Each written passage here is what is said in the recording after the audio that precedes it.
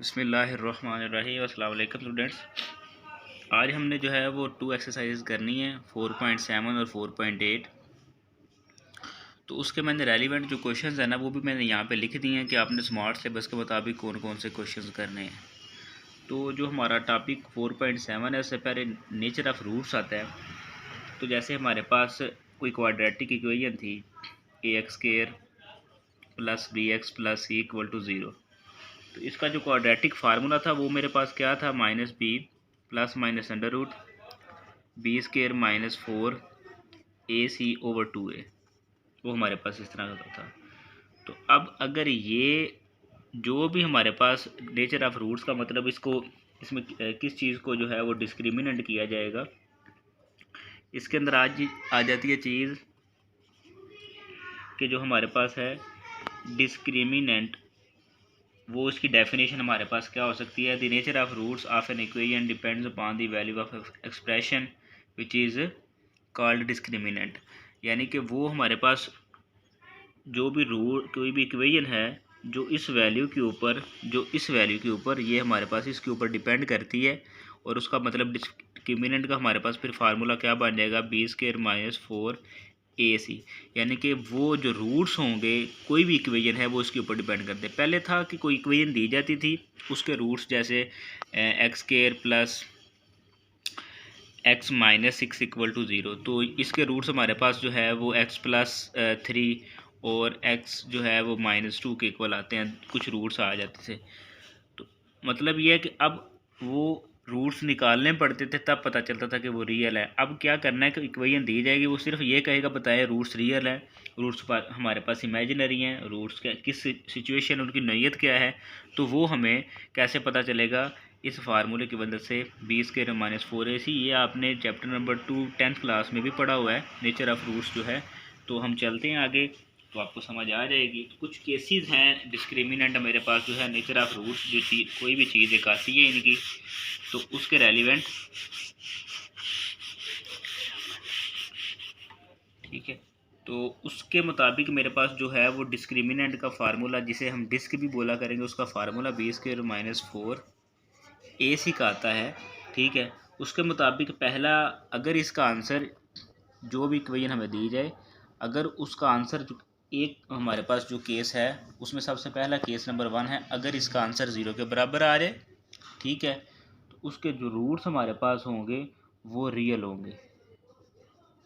एक तो रियल होंगे और दूसरा जो है वो रिपीटेड इक्वल रूट्स होंगे, ये कंडीशन है। अदरवाइज़ मैं आपको इसकी जो है वो चीज़ बुक से भी समझा देता हूँ ताकि आप लोगों को समझ आ सके। जैसे यहाँ पर देखें कि यहाँ पे लिखा हुआ है कि b² माइनस 4ac का फार्मूला अगर यहाँ पे 0 आता है इसका, तो ये मेरे पास इसका आंसर क्या होगा, roots are real and repeated. अगर वो लेस देन 0 आता है यानी कि नेगेटिव वैल्यू आ जाती है, तो उसका मतलब वो रूट्स हमारे पास क्या होंगे, इमेजिनरी होंगे, and the roots are complex are imaginary and distinct unequal.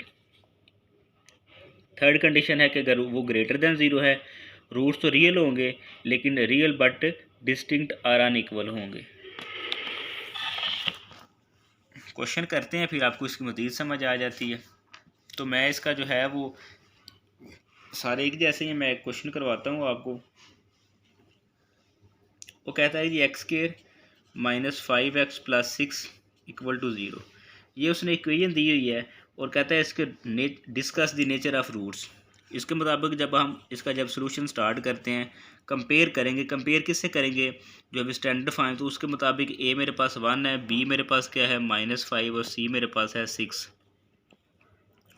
और डिस्क जो फार्मूला है डिस्क का डिस्क्रिमिनेंट का वो है b² माइनस 4ac। b² की जगह पे -5 इस सारे का स्केयर, माइनस जो है वो आ जाएगा 4a की जगह पे 1 और c की जगह पे 6, तो बन जाएगा 25 माइनस 24। ये मेरे पास इसका आंसर क्या आ गया 1। ये तो ग्रेटर देन 0 है। अगर ये ग्रेटर देन 0 है तो उसके रूट्स को मैं कैसे डिस्कस कर सकता हूँ, मतलब जो डेफिनेशन के मुताबिक उसके रूट्स मेरे पास क्या आ जाएंगे। तो ये इसका मतलब यहाँ पे मैं क्या लिख सकता हूँ, दी रूट्स हमारे पास इसके क्या होंगे, क्योंकि ग्रेटर देन 0 आ गया है, रूट्स आर, एक तो लिखेंगे कि रियल है और दूसरा जो है एंड अनइक्वल, ये भी आ सकता है या इसकी जगह पे ये भी आ सकता है डिस्टिंक्ट। तो ये इसकी प्रॉपर्टी आ जाएगी। सिंपल आपने करना क्या, कोई भी इक्वेशन दी जाएगी उसके अंदर ए बी सी की वैल्यू निकालनी है, B square minus 4ac formula लगाना है। अगर आंसर आ जाए 0 तो वो उसके रूट्स रियल होंगे बट इक्वल होंगे, रूट्स बराबर होते हैं। लेकिन अगर वो ग्रेटर देन 0 आ जाए तो वो रूट्स रियल होंगे लेकिन वो डिस्टिंक्ट या अनइक्वल होंगे। अगर वो लेस देन 0 आ जाए तो उसके रूट्स कम्प्लेक्स या इमेजिनरी होंगे बट अनइक्वल होंगे, रियल नहीं होंगे, इमेजिनरी रूट्स होंगे। बस ये फ़र्क है, रियल और इमेजिनरी यहाँ पे आ जाएगा। कर रहे एक क्वेश्चन है, जैसे क्वेश्चन नंबर 2 उसका फर्स्ट पार्ट ये वाला मैं करवा रहा हूँ, ठीक है, फर्स्ट का पार्ट। उसके बाद जो है वो आगे थर्ड का जो है वो फर्स्ट पार्ट मैंने करना है, और उसके बाद हमारे पास 5 और 7। तो ये टोटल मेरे पास 1 2 3 4 5 और हमारे पास तकरीबन 7 क्वेश्चन टोटल बनते हैं इस एक्सरसाइज के। तो वो कहते हैं शो करें कि उसके रूट्स रियल हैं। अगर उसके रूट्स रियल होंगे तो उसमें एक कंडीशन है, दो कंडीशन है कि यहाँ तो उसका आंसर जो डिस्क मेरे पास आएगी उसका आंसर ग्रेटर देन 0 होगा या इक्वल टू 0 होगा। ये दो ही कंडीशनें हैं। तो इसके मुताबिक मेरे पास ए क्या है 1, बी क्या मेरे पास आ जाता है -2 इंटू एम प्लस 1/m, और मेरे पास जो सी की वैल्यू क्या होगी 3। ये वेरिएबल आ रहा है एक्स स्केयर, उसका कोफिशिएंट 1, मेरे पास यहाँ पे ए आएगा, बी और सी। तो डिस्क का फार्मूला मेरे पास क्या आता है, बी स्क्वायर माइनस 4ac। उसके मुताबिक हम उसका फार्मूला लगा लेते हैं। बी मेरे पास क्या आता है -2 इंटू एम प्लस 1/m, इस सारे का स्क्वायर -4, ए है 1 और सी क्या है 3। तो ये मेरे पास क्या आ जाएगा यहाँ पर 4 इंटू एम का स्क्वायर प्लस 1/m का स्क्वायर प्लस 2, और साथ मेरे पास आ जाएगा -12। अगर इन सारी पूरी एक्सरसाइज में से मैं इस पूरी इक्वेशन में से, तो यहाँ पर देखिए मैं इसे क्या लिख सकता हूँ, m का square plus 1/m square plus 2 इसी तरह। लेकिन ये मेरे पास 12 था, मैंने 4 सब में से कॉमन लिया तो आ जाएगा -3। तो इन दोनों को सॉल्व करूँ तो आ जाएगा मेरे पास -1। अगर मेरे पास -1 आया हुआ है, ठीक है, तो मैं इसको मज़ीद कैसे सॉल्व कर सकता हूँ। यहाँ पे मैं इसे लिख सकता हूँ जी 4 into M square plus 1/m square. अगर ये -1 आंसर है यहाँ पे जो आया हुआ है मेरे पास, तो मैं इसे खुद से +2 ऐड भी करूँगा और 2 को जो है वो सब्ट्रैक्ट भी मैं कर सकता हूँ, ठीक है। वो इजीली हम जो है वो इसे सॉल्व कर सकते हैं, या इसके अलावा हम यहाँ पे इसकी जगह पर एक और भी ट्रिक जो है वो यूज़ कर सकते हैं, जिससे हमारा जो आंसर है वो इजीली जो है वो क्वेश्चन हमारा अटैम्प्ट हो जाएगा इससे। आप बल्कि इसकी बजाय हम ये भी कर सकते हैं कि यहाँ पे अगर मैं -1 ऐड भी कर दूँ और -1 सब्ट्रैक्ट भी कर दूँ, तो ये मेरे पास क्या बन जाएगा -2।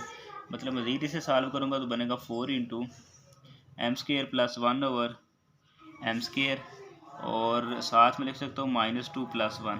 तो ये मेरे पास पूरा एक क्वाड्रेटिक फार्मूला बन गया, ए का स्क्वायर बी का स्क्वायर -2ab, यानी कि m इंटू 1 ये कट जाएगा। तो मेरे पास इसका आंसर क्या आता है 4 इंटू एम प्लस 1/m, इस सारे का स्क्वायर और साथ +1।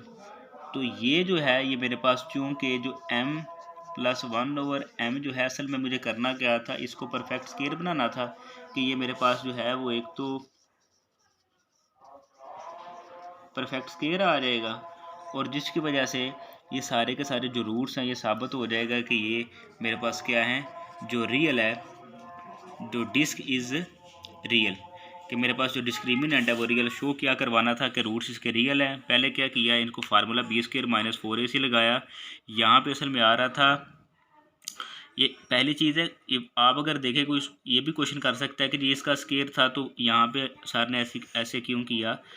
वजह ये है कि यहाँ पे साथ मैंने +1 भी लेके आना था, ताकि जो भी नंबर है, एक तो ये परफेक्ट स्क्वायर है उसमें प्लस ऐड करूँ तो मेरे पास जो है एक तो नेगेटिव जो मर्जी आ जाए उसका स्क्वायर ले पॉजिटिव हो जाएगा, और जब उसमें ये भी पॉजिटिव है ये भी पॉजिटिव, तो सारे के सारे पॉजिटिव परफेक्ट स्क्वायर में, इस वजह से रूट्स मेरे पास रियल होंगे, ठीक है। ये क्वेश्चन है। इसी तरह जो फर्दर क्वेश्चन हैं वो भी आप लोगों ने इसी तरह ही करने हैं। अगर कोई चीज़ आपको समझ ना आ रही हो तो आप मुझसे डिस्कस कर सकते हैं। बाकी आपको मैं उसके सॉल्यूशंस वगैरह जो है वो शेयर कर दूंगा। इंशाल्लाह जो है वो आपको इसकी समझ आ जाएगी।